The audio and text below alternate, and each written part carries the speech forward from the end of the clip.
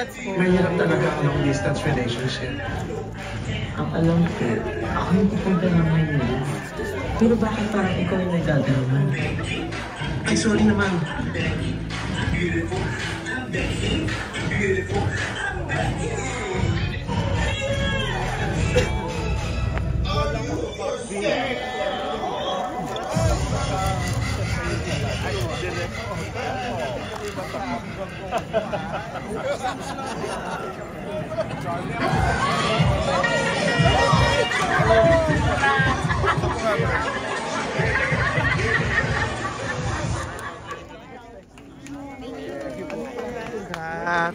What can you say about the film?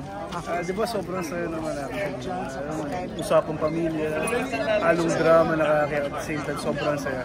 Wala eh, classic Kuya Dick yan. Yeah, congrats! Congrats sa inyo, Raven. Naman! Joel Bernal. Ay, si Mike pala dito! Yes!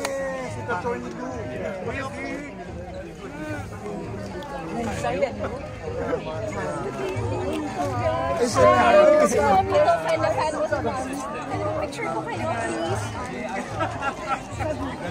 Ay, salamat. Sobrang in-feel ka ni Mami. Parang umiyak.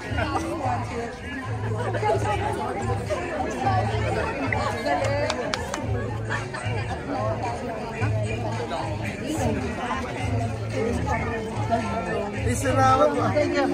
Salamat po. Oo, naiyak-yak siya.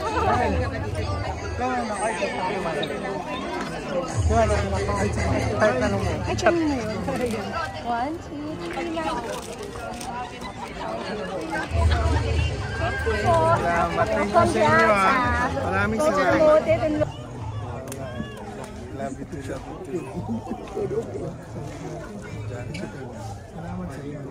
I will not steal you anymore. Ay, sure. Ate! Masabat sila. Thank you. Yeah, happy lang. Thank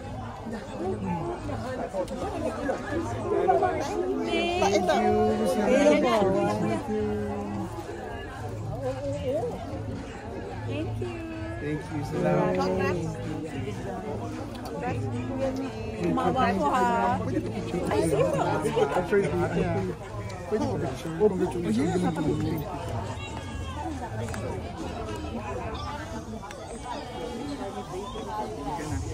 Thank you. Thank you. Galing-galing mo talaga. Kuya. Ayan. Makikita tayo. Yes, yes.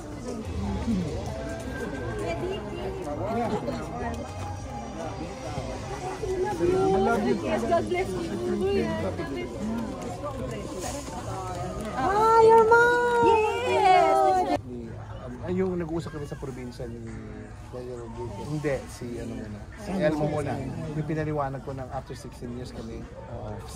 Hiniwalayan ko siya. 16 years akong ano. Pwede ko ba naglagay ng mga dialogue ni Marisol Soriano sa movie? Ay, hindi. Pinag-usapan namin yun kasi gusto namin mag ano, yung mga relasyon, yung mga sumikat sa kanya din, ginawa namin. Plus, may Nora Honor din doon. Hayo! Ang inaabangan, kissing scene with Don. Saan? Bakit? Wala. Hindi naman kailangan eh. Ayoko din yung kissing. Kasi pag kissing scene, baka maging R na. Puro comedy lang. Maging rated R. Pwede kasi hindi pwede mo kahit paano may smack na konti. Sa maana mo kaya, in fairness ha, may smack yun.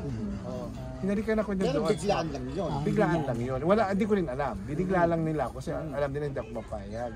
Kasi gusto ko, may batang nanonood din. Pero I think, parang nung nireview ko yung parang wala na yung part na hinalikan niya ako. Tinanggal na. Baka tinanggal. Kuya Dick, yan nga, reaction mo R13 yung movie. Okay lang. I think binasa ko naman, napabasa naman sa akin yung rason nila.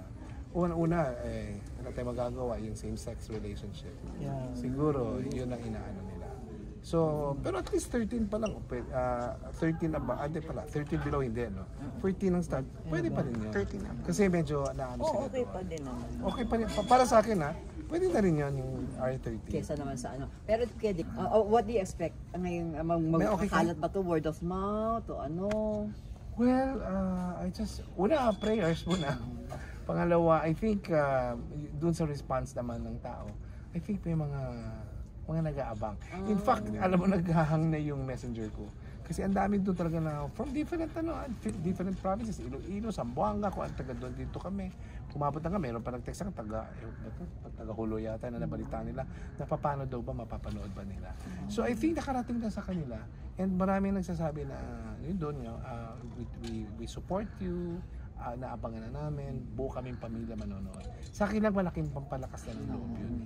Hindi ba? Tapos yung views pa, sabi ko nga, for a while, nakakuha kami ng 9.3 views, di ba?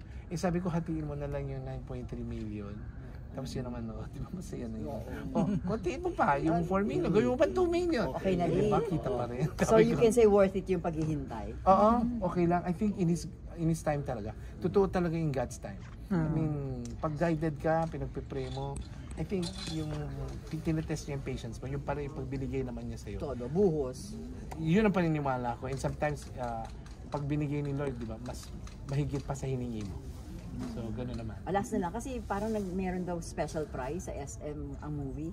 Alam mo ba yun? Hindi, ano. It's 275 for Filipino medyo film. Wow, meron din. Binaba nila from 275 ang Metro Manila, 230 ata. 275 na all Filipino. Kasali ka ba dyan? Kasali kayo, nakita ko na sa post eh. Kasali ka dito sa Kasali kayo, 275? 270 yan. Good news yun. Naku, medyo may manonood nga talaga. Muro, kaya ka. Kaya na nila yun, hindi ba? Baon na lang nila yun sa bagay. eskwela. Happy. Yes. Pwede international screening, magkakaroon niyo ba para sa mga OFW? Yes, hindi ko lang alam kung saan particularly, pero meron na kami Australia, Hong Kong, and Canada. If I'm Pumunta not, ka? hindi ko alam yung sa Canada, kasi Toronto, Canada, hindi ko lang sure. Tsaka masyado maiksi yung invitation nila. So, hindi ko alam. Baka si Carmi ang pupunta doon. Si Carmi. Baka si Carmi. Tsaka si Tonton siguro. Ako hindi pa. Yung sa Hong Kong, Pilipino sa Hong Kong, di ba? Yun ang nauna nila. Hong Kong, Canada, tsaka Australia. Sa Australia, I think, malungkot yung mga tao doon yung iba kasi hindi sa Sydney ginawa, sa Perth. Palas na lang kayo. Yes. Anong Pangalawang reaction? last na yan. Anong reaction sa title na binibigay sa iyo? Iconic comedian, something like Prince of that? Okay sa akin yung iconic comedian. Okay din sa akin yung comedy icon. Okay ganyan ginagamit na ng netizen, natutuwa nga ako. Itong mga Gen Z. Yung kasamahan ko mga Gen Z. Di ba? Pareho ko. Hindi, kitawag din sa akin, the GOAT. So sabi ko, una akala ko kambing ako. Pero after a while, nagandahan ako. Nakita ko yung kinit sinulat eh. Sabi ko, wow, salamat. Okay na yun. Kaya kasi natatag ako as di ba? Yung tinatawag nila na comedy gay icon. Nilalagyan pa ng gay wala pa. Yun na nga kasi sabi ko, masyadong nalilimit naman because I do comedy na lalaki, I do drama also na lalaki. In fact, gusto ko nga ma-stress na mga awards ko hindi sa pagiging gay actor. Ibig sabihin yung gay role. Mga serious role yung nagawa ko for Pero meron din ako awards na ginampanan ko yung gay. Like yung wristwatch sa TV, tsaka yung sa Asian TV Festival Best Actor. Nagawa ko rin yun. Tsaka yung iba pa. Kaya lang, nalilimit lang. Pero hindi mo naman pwedeng baguhin. Kumbaga, sinuportahan ako ng LGBTQIA. Kanya-kanyang na lang. Para sa kanila, icon nila ako. Di fine. I mean, salamat. Kasi malaki naman na naitulong nila sa career ko, di ba? True. So, lahat ng nakakabuti at nakakatulong, di ba, sa ikaunlad na artista, bakit ako hindi? Kung yun ang tingin nila sa akin, okay lang. Basta masaya sila. Okay, thank you, Kuya D.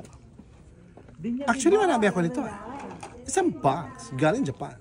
Di pa joke ka? Hindi Gogo. Mga kaibigan, sa Banat Lipstick yun, iba po yun, pero ito ngayon niimbitahan ko kayo sa August 20 na po.